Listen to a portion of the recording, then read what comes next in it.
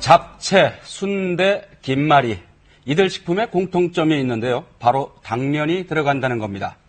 우리 식탁에 자주 오르는 이 당면에 알루미늄 성분이 함유되어 있는데 그 함량이 우리 몸에 유해한 수준이다 아니다. 혼선이 일고 있어서 소비자들을 당혹스럽게 하고 있습니다.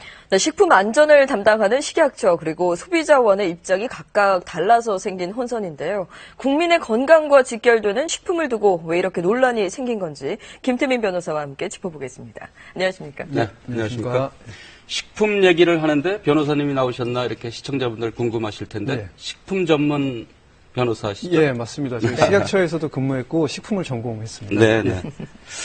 첫 번째 좀 질문을 드리면은요. 예. 먼저 당면에서 알루미늄이 나왔다. 예. 이게 쉽게 잘 이해가 가지 않는데 어떻게 이 금속 물질인 알루미늄이 식품에서 나올 수가 있습니까? 일단 그 당면에서. 나온 양 자체가 굉장히 소량이기 때문에 네. 모든 식품에서는 뭐 그 농산물이나 임산물에서 네. 원칙적으로 그 기본적으로 가지고 있는 아주 네. 극소량의 알루미늄이 있을 수도 있고요. 지금 당면과 같은 것들은 제조 공정에서 첨가물을 통해서 네. 알루미늄이 들어간 첨가물이 이렇게 들어가서 발생할 수도 있을 것으로 생각됩니다. 네, 예. 만약에 알루미늄이 이렇게 이제 먹어서 우리 몸에 쌓이게 된다면 네. 어떤 영향을 미치게 되나요? 일단 뭐 다른 중금속과 마찬가지로 이 알루미늄도 우리 몸에서 어떤 이로운 역할을 하는 것이 아니기 때문에 네. 네. 지금 요번에 뭐 발표된 대로 우리 몸에 많이 쌓이게 되면 뭐 성인들보다도 이 어린이들에게 특히 안 좋은 영향이 많이 있을 것으로 생각됩니다. 예. 이제 그 소비자원의 보도자료를 보면요. 예. 소비자원이 이제 발표한 보도자료를 보면은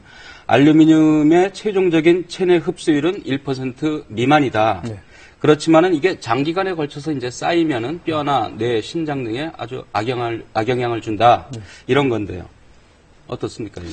뭐 일단 그게 결국 실험을 갖다가 사람을 대상으로 한 건지 아니면 이제 동물을 대상으로 한 실험을 가지고 이렇게 네. 발표한 건지에 대해서 사실 이게 달라질 수 있는데 지금 이번 발표 자료로는 그 대상이 어떤 것이었는지 이게 과연 어떤 뭐 임상 실험을 통해서 나온 자료인지가 명확하지 않기 때문에 네. 어떤 모든 그 위험성들은 언제든지 모든 식품에 내포될 수 있기 때문에 하나의 단편적인 뭐 연구 자료나 논문을 가지고 이게 위험하다 안 위험하다 이렇게 판단하는 건 좀 어려울 것 같습니다. 네, 당면이 들어간 음식들이 참 많잖아요. 예, 많이 먹기도 맞습니다. 하고요. 예. 그래서 더 불안한 마음이 있는데요. 예.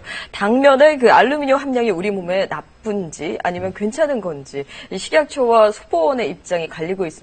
관련 영상 보시고 얘기 이어가죠. 네, 잡채부터 순대, 만두까지 당면 음식은 어른아이 탈 거 없이 인기입니다. 소비자원이 당면이 들어간 식품을 분석했더니 유럽 집행위원회가 정한 면류 제품의 수입 통관 기준보다 5배 가까이 높았다고 밝혔습니다. 김말이와 순대에서도 44mg이 검출됐는데 유럽연합의 기준치보다 4배 이상 웃돌았습니다. EU 같은 경우에는 그런 안전 기준을 만들어서 관리를 하고 있기 때문에 우리나라도 어떤 국민 안전 확보 차원에서 안전 기준을 만들어서 관리할 필요가 있다고 봅니다. 네, 그러나 식약처는 당면의 알루미늄 함량은 국제 기준의 31% 수준에 그치고 한국인의 평균 섭취 수준도 안전하다고 반박했습니다. 면이 주식인 유럽은 면에 대한 기준이 까다로울 수밖에 없는데 당면을 이 기준에 적용하는 건 맞지 않는다는 겁니다. 그러니까 이제 이렇게 식약처와 소비자원의 입장이 이제 다른데 예. 이 소비자 입장에서는 일반 국민들 입장에서는 이게 식약처 말을 믿어야 될까요? 소비자원 말을 믿어야 될까요? 굉장히 어려운 질문인데요. 사실은 두 기관의 말이 다 틀린 말은 아니기 때문에 네. 결국 이제 보는 시각에 따라서 달라진다고 생각을 합니다. 예를 들어서 뭐 비타민 같은 경우에도 어느 학자는 비타민을 많이 먹으면 많이 먹을수록 모든 질병 치료에 도움이 된다고 하는 학자도 있을 수 있고요. 또 연구 논문에 따라서는 비타민을 먹어도 아무런 질병 치료에 도움이 되지 않는다는 연구 논문도 있습니다. 그래서 그 자체를 가지고 뭐 어떤 게 이렇게 이분법적 사고로 이건 무조건 좋다 안 좋다 이렇게 하는 것은 좀 어려울 것 같습니다. 그렇다고 예. 소비자들이 알아서 해라 이렇게 할 수는 없지 않습니까? 예, 일단 그 기준이 없고 이런 문제가 정말 유럽에서 이렇게 발생하고 네. 심각성이 대두가 됐다면 이제 우리나라에서도 앞으로 이 부분에 대해서 연구를 하고 제대로 이제 우리나라 섭취량에 따라서 기준을 만들 필요는 네. 있을 것 같습니다. 우리 국민들의 식생활 습관에 맞춰서 좀 예. 제대로 된 조사가 더 필요할 것 맞습니다. 같은데요. 예. 이게 둘 다 맞는 얘기라고 기준이라고 하셨잖아요. 네. 식약처에서 기준으로 삼는 건 이 코덱스라고 하는 네. 거더라고요. 그리고 한국소비자원은 유럽 기준으로 위해하다라고 네. 하는데요. 일반적으로 어떤 걸 더 많이 사용하는 건가요? 일단은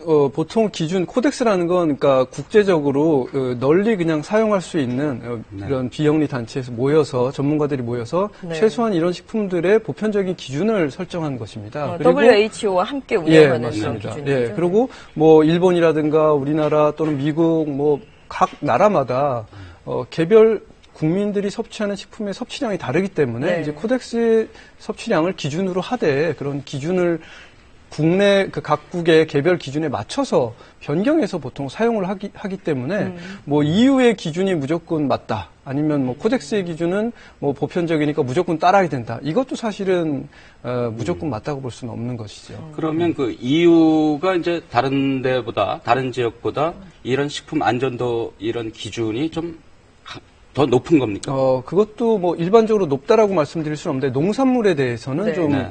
다른 국가에 비해서 높습니다. 예를 들어서 이런 그 알루미늄과 같은 기준뿐만 아니라 뭐 GMO 같은 것들도 마찬가지로 그 자국의 농민들 농산물을 보호하기 위해서 아무래도 그 수입을 좀 억제해야 되는 이런 정책이 네. 필요할 수도 있기 때문에 이런 기준을 높임으로 해서 그런 부수적인 효과도 있고 그렇기 때문에 코덱스 기준보다는 유럽 기준이 이 농수산물에 대해서는 높은 것이 많이 있습니다. 네. 문제는 이제 식약처와 소비자원의 이제 입장이 차이가 있고 그래서 이제 소비자들이 이제 뭐 혼란스럽다라는 건데요. 비단 이제 이번뿐만이 아니더라고요. 예, 맞습니다. 그래서 그런 내용을 한번 저희가 정리를 해봤습니다. 예.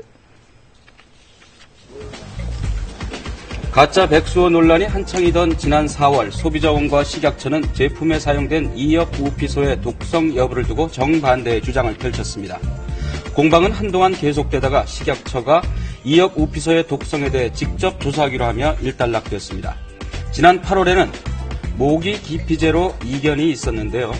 소비자원은 사용 성분 중 정향유와 시트로넬라가 반응 물질인 메틸유게놀이 함유되어 있어 안전성에 문제가 있다고 밝혔습니다.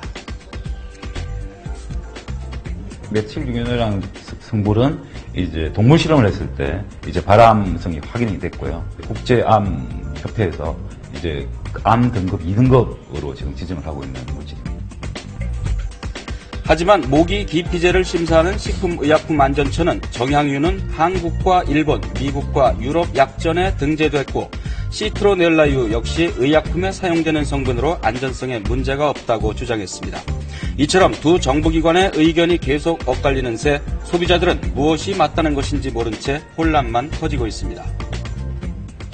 저희가 백수호 논란이 있었을 때 스튜디오에 백수호랑 이어우피소 갖다 놓고 이게 육안으로 구별이 되느냐 아니면 기억납니다. 어떠냐. 네, 네. 기억나시죠?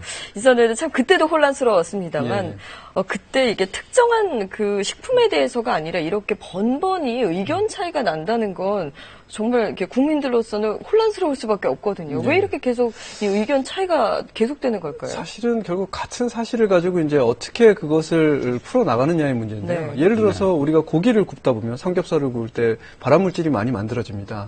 근데 만약에 소비자원에서는 그 발암물질이 많이 나오니까 인체에 위험하다 이렇게 발표를 하는 것이고 네. 식약처에서는 발암물질이 많이 나올 수 있으나 그 양은 우리가 일반적으로 섭취를 했을 때 인체에 위할 정도로 뭐 암이 유발될 정도는 아니기 때문에 지금 먹어도 되는 수준은 그대로 문제가 없습니다. 이제 이렇게 얘기하는 것과 똑같은 것이라고 저는 생각합니다. 그래서 그 발표하는 그 수위나 아니면 어떤 그 자극적인 그런 그 논문이나 데이터를 제시하는 거에 따라서 달라지는데 사실은 말씀하신 대로 일반 소비자 입장에서는 그거를 구분해서 받아들이기가 어려운 것이기 때문에 앞으로 이런 문제는 좀 그 두 기관 간에 결국 뭐 정치뿐만 아니라 이 식품 기관에서도 소통의 문제가 상호간에 좀 내부 협의를 통해서 한 목소리로 내는 게 반드시 필요하다고 생각합니다. 지금 오히려 말씀하신 둘 다 못 믿게 것처럼요. 되기도 예. 하는 부작용이 있을 수 있으니까요. 예. 이럴 때 좀 재조사를 해서 예. 공정한 기준이 안전한 기준은 이 정도다라고 해서 이렇게 좀 공통적으로 발표를 하면 참 좋겠는데. 예, 맞습니다. 사실은 이런 문제가 만약에 소비자원에서 실험을 했거나 자료 조사를 했는데 이런 문제가 있으면 그걸 가지고 식약처와 협의를 해서 이런 문제가 유럽에서 발생하니 우리나라에서도 한번 재조사를 하고 섭취량이나 기존에 나와 있는 제품들을 조사해서 문제가 생기면 기준 규격을 만듭시다. 이렇게 해서 발표를 하는 것이 절차상도 맞고 국민들에게도 도움이 되는 발표가 아닌가 생각합니다. 네. 네. 근데 식품이 유해하다고 해서 계속 유해한 건 또 아니더라고요. 사카린 같은 경우는 좀 변하지 않았습니까? 예, 그렇게 맞습니다. 유해 식품에서 유해하지 않은 식품으로 변한 그런 예 있으면 몇 가지 예. 소개해 주시죠. 뭐 결국 이 사카린이나 뭐 MSG 같은 것들이 좀 논란이 됐다가 먹어서는 네. 안 되는 것처럼 잘못 알려졌다가 된 것인데요. 사카린이나 MSG가 성상이 바뀐 것은 전혀 없습니다. 그냥 그대로 있었는데 결국은 연구한 그 연구자들이 잘못된 실험 계획이나 또는 잘못된 데이터를 해석을 잘못했기 때문에 동일한 식품에 대해서 먹으면 굉장히 위험한 것처럼 발표를 했다가 결국 수년이 흐른 후에 다른 연구자들이 다른 방식으로 연구를 했는데 문제가 없더라는 결과를 이제 도출하게 되니까 네. 최종적으로 문제가 없다. 이렇게 돼서 결국 국민들에게 혼란만 주었을 뿐 아무런 도움이 되지 않는 이런 자극적인 발표만 됐던 것이죠. 네, 앞으로도 보다 신중한 좀 발표가 이어져야 맞습니다. 또 소비자들의 혼란을 줄일 수 예. 있겠네요. 예. 네, 오늘 말씀 네, 여기까지 고맙습니다. 듣겠습니다. 예, 고맙습니다. 감사합니다.